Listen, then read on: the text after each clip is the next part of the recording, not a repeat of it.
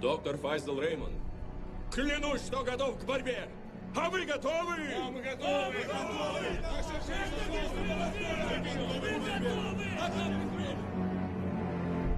Субханаллах, Субханаллах.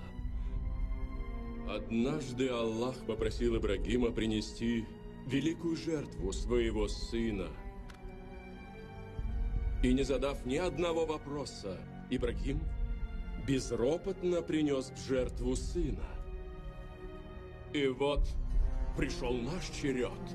Пришел черед нам пролить свою кровь во имя ислама. Этого требует Аллах. Этого требует от нас ислам, братья. Ислам ждет жертвы. Нет.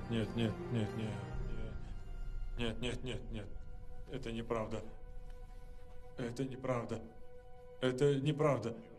Тише, тише, братья. Ты лжешь. Ты не веришь? Ты лжешь.